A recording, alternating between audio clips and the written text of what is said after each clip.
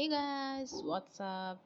Today I'm gonna use smudge, blur, and sharpen in the right way to dramatically change your photograph from a simple one to something cinematic. So let's get started. You guys can drag and drop the image that you want to edit today with me, and in Photoshop I'm going to use the toolbar here, and here are some tools down below saying dodge, blur, and sharpen together. And also I'm gonna make new layers, say smudge, blur, and sharpen.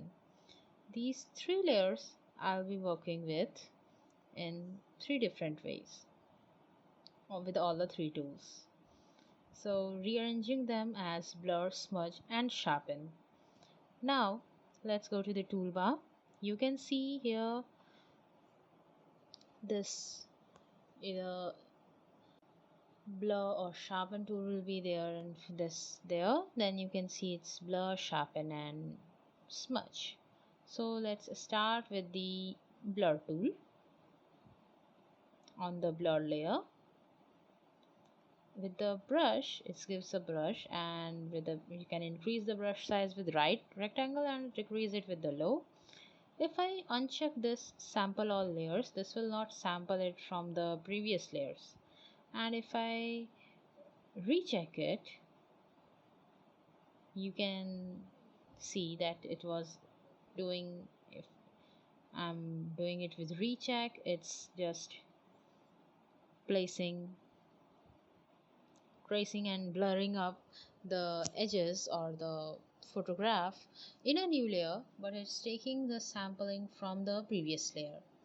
So this way I'm not hampering the image, but yet I am doing a nice edit of blur over there. Like I'm blurring over her hairs, the background, everything else that I do not want to be in focus. So that was before, this is after. This way you can easily blur it out, the parts that you want from your photograph. Now it's time to smudge. Smudge basically says, as it says, it smudges the areas or the dots. Like I don't want these extra little bubble things to be visible, so I'm just smudging out over with a not too big brush, and I'm not also painting it over all the way up and down. I'm just doing a little zigzag thing kind of brush look over there, so that it's mixed well with the surroundings. You can think of what you want to be smudged in your photograph that you will be working, so to give it a nice effect. Basically you can use this for distractions, for erasing the distractions or smudging them with your background. Well, like here I did, you can see before there was so much noise around, but it's now a clear subject. These all are now no more. So now it's time to sharpen.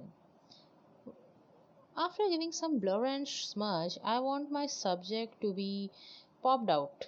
Again, sampling all layers. With the smudge also I did the sampling all layers with the new image, and same with the sharpen. So with the sharpen, I am going to make it sharpen over her face. I want her face, her hands, but not too sharpen. So you can, instead by I've just painted too many times on her face, so just undo it, and slightly, I want a slight effect on her lips more than her face, then her hand.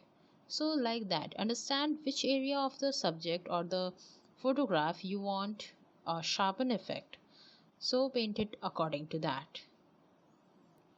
So you can see I'm done with the sharpening my areas in the photograph, and it's now done. It's now nicely done with the sharpening, blurring, and smudging, and we can see the results very well different from what it was before, a simple photograph, and what it is now, a much more clear, crisp, and cinematic style photographs, which is like too much flawlessly. So, this way you can change up your whole transformations of the photograph. And I hope you guys like the video. If it served you, if you find the content valuable, do hit a thumbs up and share it with your friends. Subscribe to my channel and hit the bell icon to never miss a video update.